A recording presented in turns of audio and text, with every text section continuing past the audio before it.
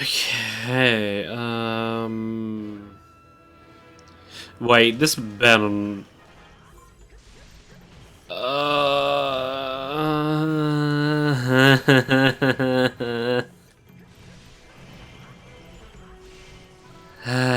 Okay...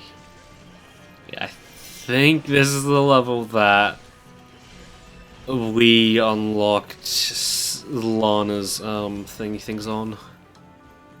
I think, I want to say.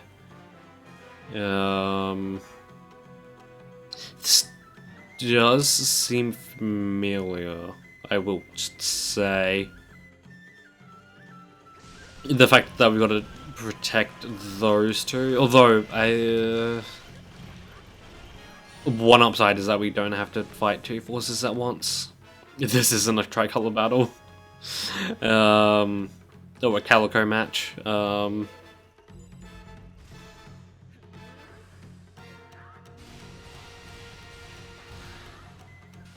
three bomb G's going up at once? What? I don't think I've ever seen this before. What the fuck? But yeah, something I wanted to talk about, and hopefully I will be able to if this scenario calms down, is that I recently read through, or reread the, Skullduggery Pleasant books. Not all of them, just the first saga. Some of them for the first time, the first few for, I don't know, second time. But man, rereading it this time, like, and actually taking my time with it, I just love it even more. Holy shit. Although that being said, one thing I will kind of mention now that I'm kind of ashamed it took me a little bit to get, is that, I guess, the subtitle of the first one, Dead Famous Bestseller, I thought that was just a catchy, like, hook, because I think everywhere else in the book, like, everywhere it's just referred to as Skullduggery Pleasant. It doesn't have a subtitle. But no, I suppose it's probably the most fitting subtitle out there, because you definitely learn that as the first saga goes on, you definitely see that Gordon Edgley had a major effect on everything. From Valkyrie to fucking Skullduggery. Although I guess that is kind of something. No, wait. First, the first thing I do want to mention right now is the fact that I didn't pick up on it until my recent reread, but the way Derek describes Gordon, that's definitely a fucking sub-description, because oh boy. Kinda didn't know just how fucked things get. I'm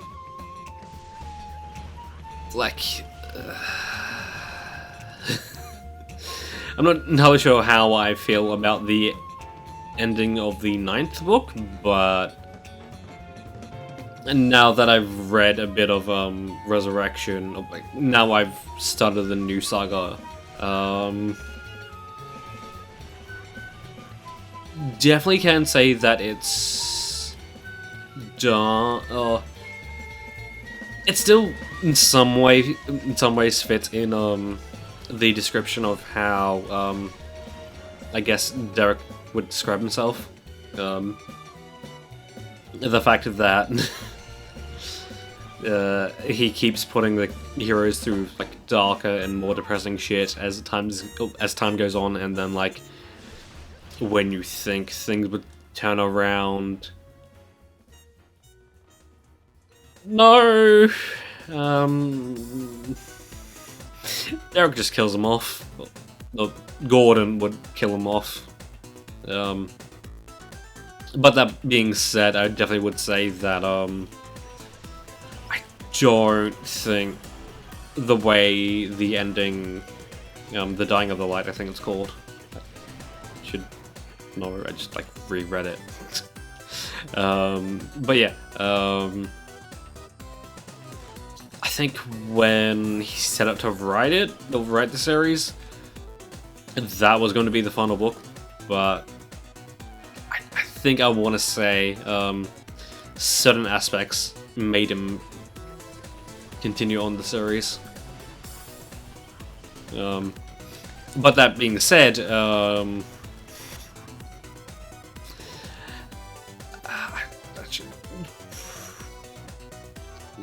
I'm hoping this works. Okay, no. We aren't so lucky. Definitely have to pivot down because we still have to fight King Dungo after all of this. Yeah, and I definitely get the feeling that the KO count is still gonna count. KO count still counts. But oh boy, what Valkyrie has to do to end up saving the world is still pretty fucking dark.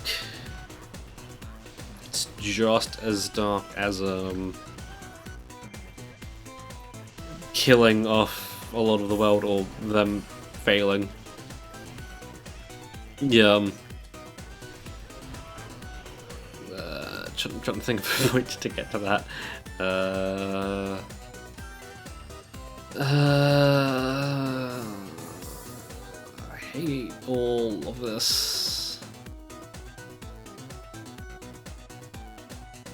Because I think that definitely means that we haven't found the key, and there's only one other key we don't have.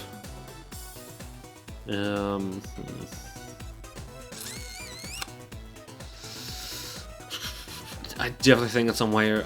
It is King Dodongo, so it is fairly easy. So I guess we could draw things out a little bit. How much?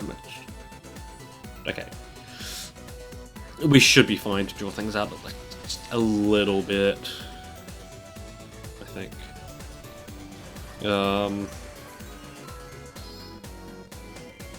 What I was getting to, I'll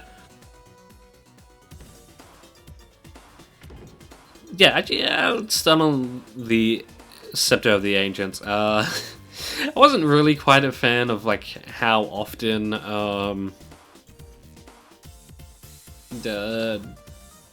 it was brought back, or how often it was important. Because like it kind of felt like anytime a major threat appeared, it's like, oh, let's bring back the Scepter of the Ancients. Let's begin exploring alternate realities, I guess. In some way, I kind of hope time travel isn't involved, because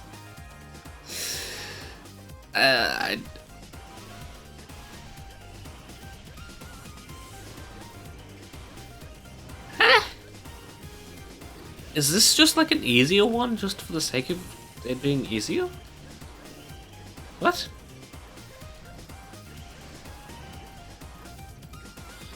I guess that makes sense, but I'm not entirely sure why this is here. I mean, I'll take an easier level, I suppose, but what? Actually, let's do a bit of this. Because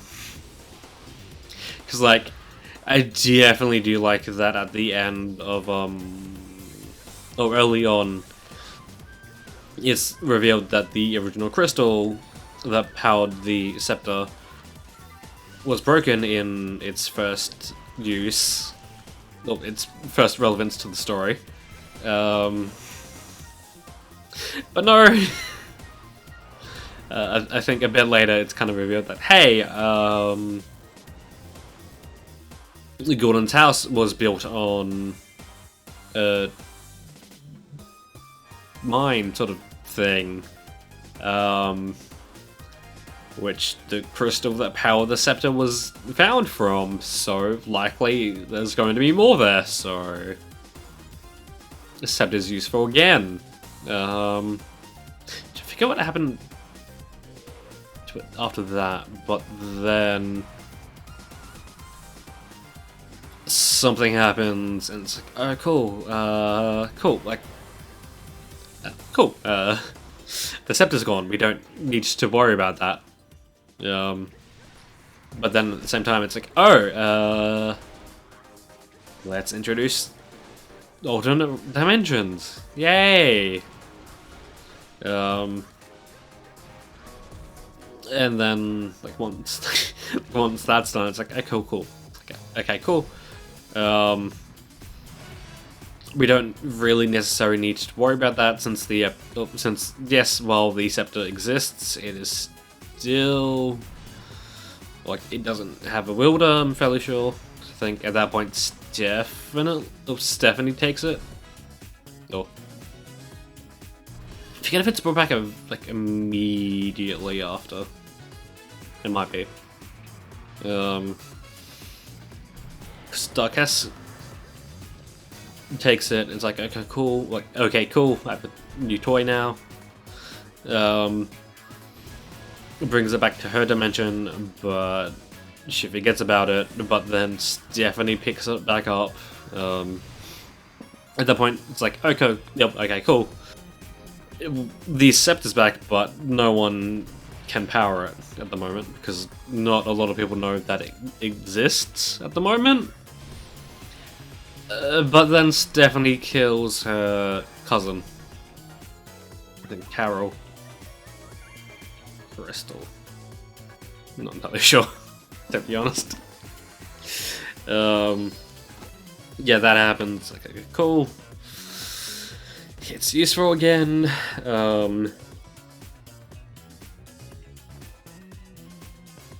Nothing happens for a bit, and then it's like, okay, cool. Valkyrie, Darkest has taken over Valkyrie, so she's out of the picture, so we have to bring in Stephanie.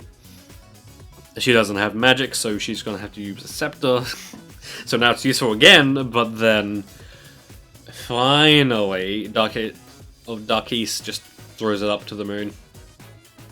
I'm hoping that in the new saga, it's not used, it's not brought up, because I definitely get the feeling that Derek was like, okay, cool, this weapon is too powerful, we kind of need it, but I don't want to rely on it, so let's take it out of the picture. But then he's sort of like, how can I solve the issue here?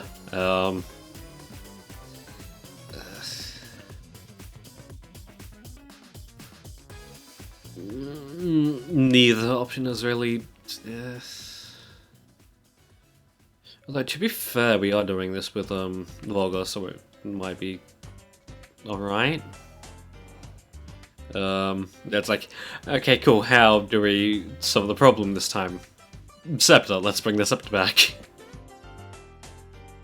But that being said, I do also kind of like the fact that I'm hoping for what was the last time a huge sacrifice was needed to do. A boundary had to be broken to fix it.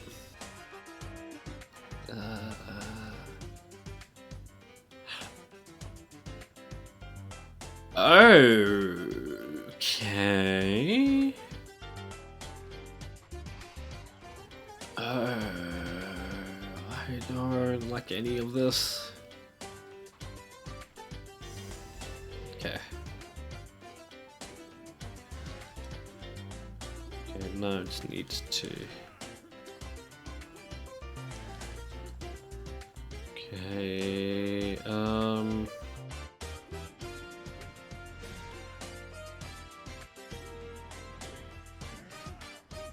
just need to focus on this. Just a little bit. Manual, it was terrible. Okay, cool. They can drop those, so I don't think it's going to be overly necessary. And I've got to say, something I didn't really like, but I did like the eventual payoff, is the fact that it does switch perspectives quite a bit.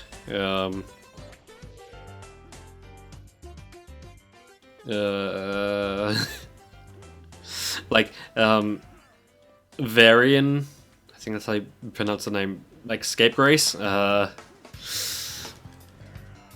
he's brought off as a, like, low-tier villain in, I think, I want to say that, shit.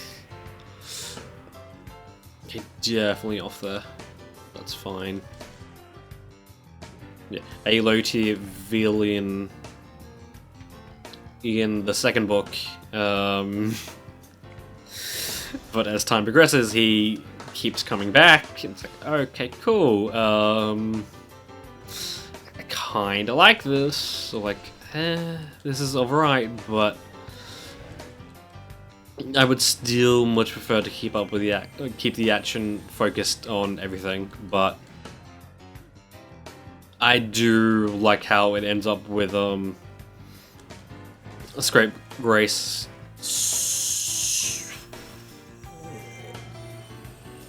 Did that actually make contact with us? Did we get saved by the game kind of shutting off? Huh. That is... I didn't see if we needed to face any warriors here.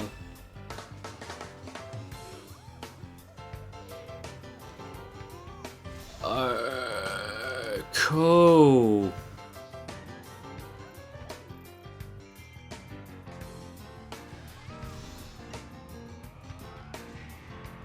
So I think Minda out of the bunch is going to be the worst one.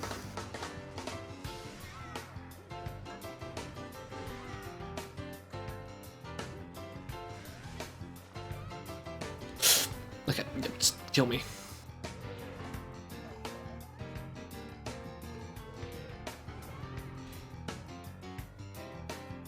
Okay. Definitely gonna come back to that, because, oh man. That was rough. You...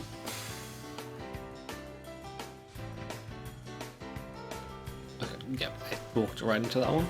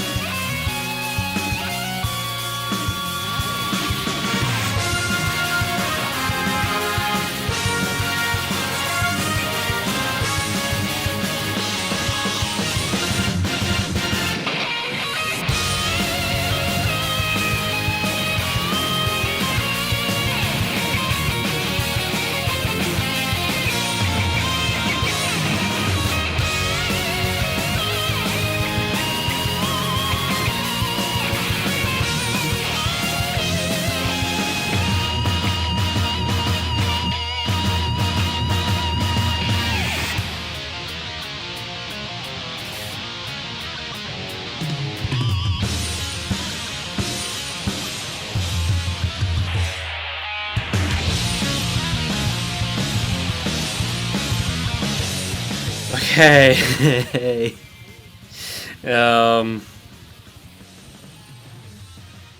Apologize for taking that a little bit silent. I just had to focus. I really hope that wasn't timed.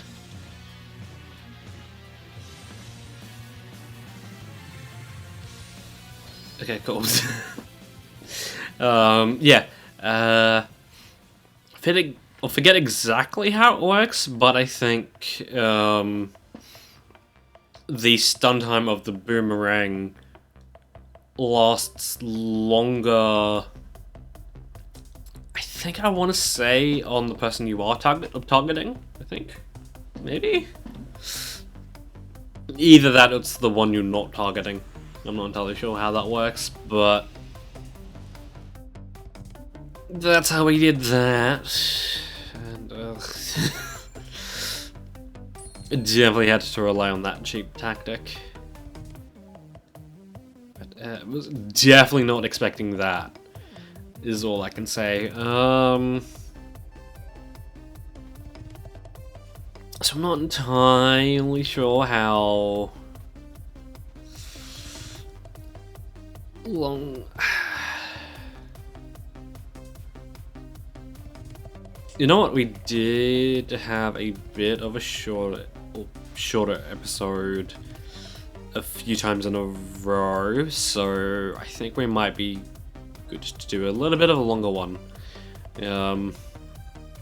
Although that does kind of entail doing a mission with Midna.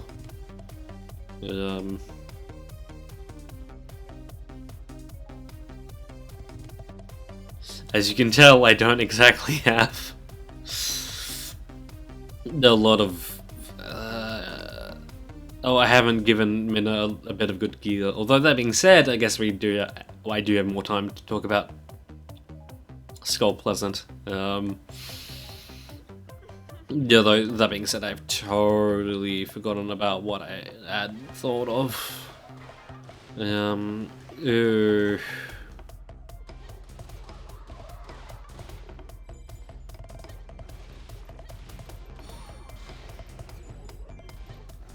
I am not sure I like this too much. But yeah, I guess one thing I can't just mention now. I do also kind of like the fact that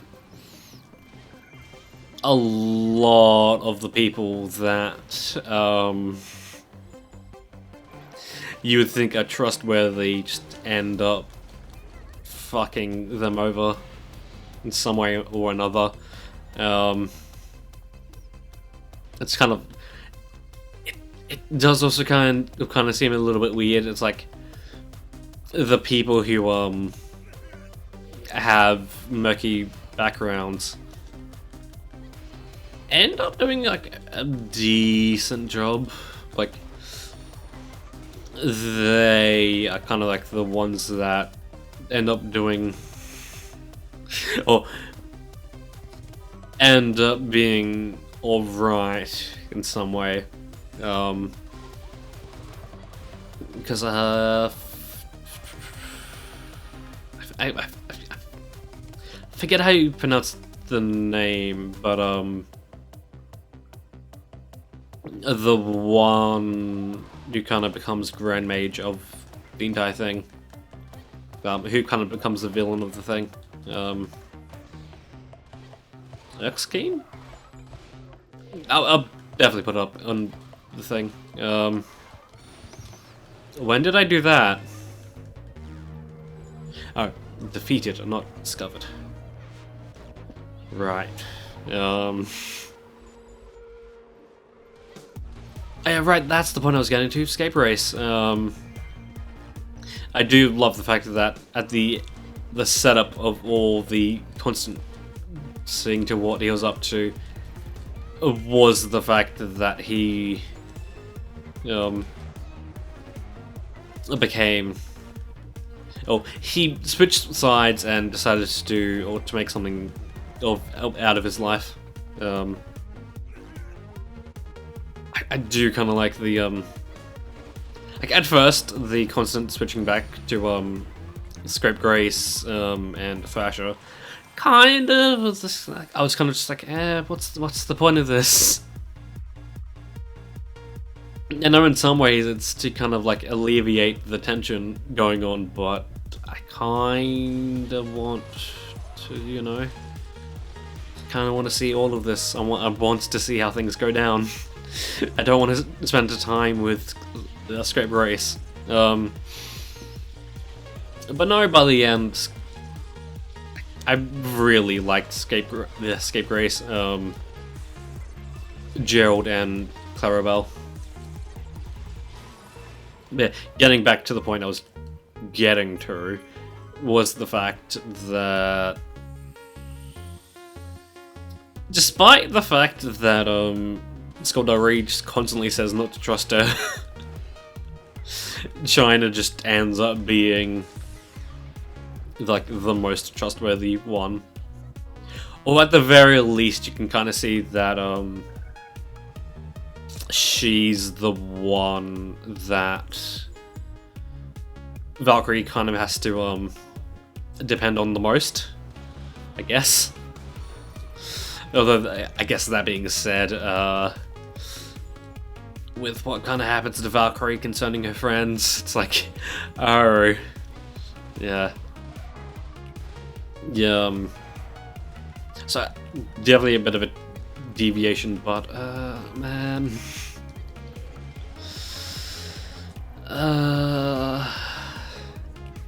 I both loved and hate how Valkyrie was written in, Resurrection.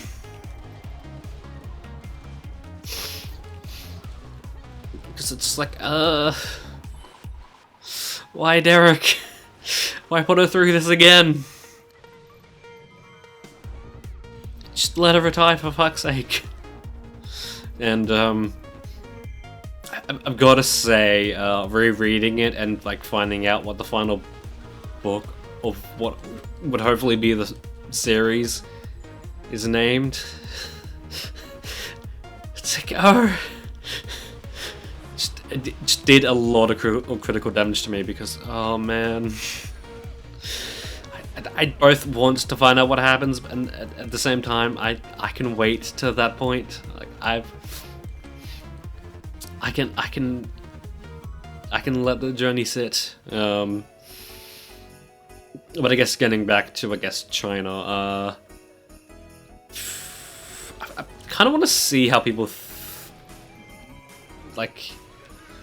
think of how China was written. She's like.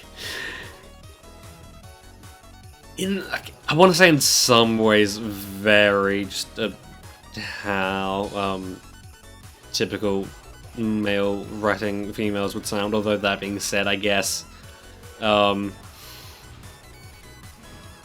she does kind of have the air of Bond girl, like that sort of thing. But that being said, she's a Bond girl who is very smart and very resourceful, I would say.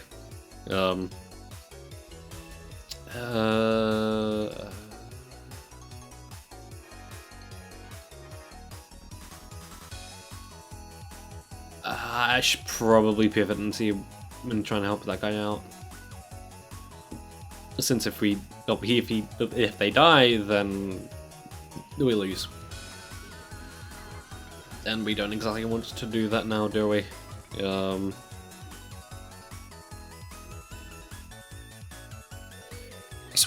I kind of want to see what happens to Tanith.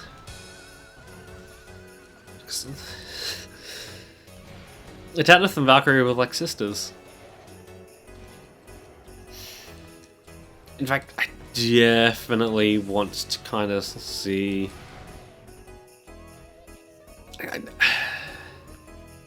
I would love for a series to kind of just delve in deeper to their relationship, or to their friendship, more like. Because it definitely was Big Sister vibes. Not to mention you really barely get to know what they got up to in between all the fighting. All the fighting and all the training. Yeah, but yeah, also, one thing that definitely caught me off guard like a little bit, in the Dying of the Light was the fact that, when, I want to say when they're in an elevator, Skullduggery just mentions to the Black Cleaver, why not just become a symbol for pride? Like, don the pride colors. It's like, what? Okay then, I didn't really know that was gonna happen, but okay, I like this. And then even in Resurrection, there's a important character who is gender fluid, which is nice. Although that being said, because I am cis myself, I don't entirely know what the thing is, or like if gender fluid is under the umbrella term of non-binary. I guess it would make sense. I guess. But I definitely like how Neva, like I do like Neva's character. That I probably shouldn't ask about opinions of people more qualified, but you know, whatever.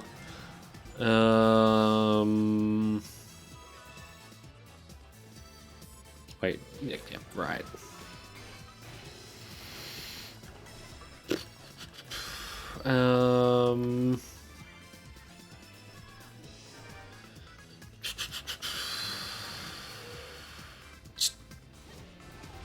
Want to hope that we can do this. Wait, this.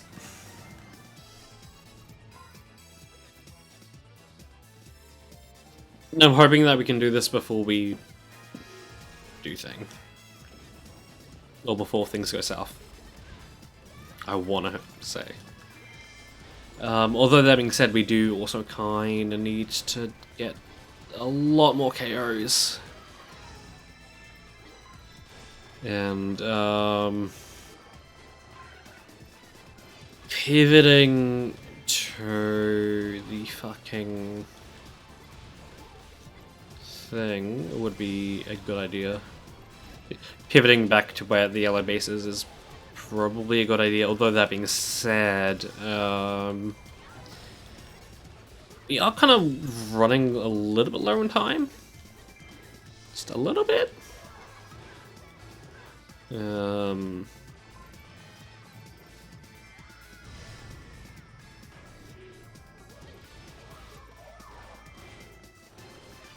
Just quickly kill these guys. Apologies if I'm a little rambly. Just not really up to do Minder gameplay at the moment. Should just do a bit of this. Wait. Okay, cool. Now we can kill Sheik. There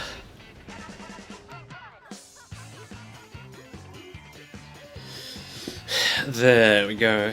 That was the point I was wanting to mention. Oh yeah, right. I'll try and do this quickly, but just the whole thing of the whole, like, I know it's kind of like hypocritical, I guess.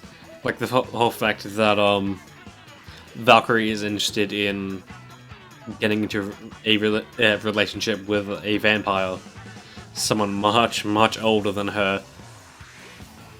But as things go on, it's kind of like,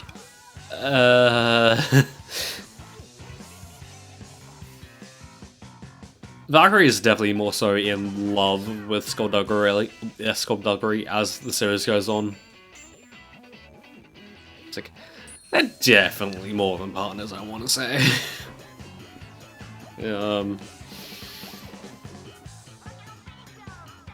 other... Ooh, okay.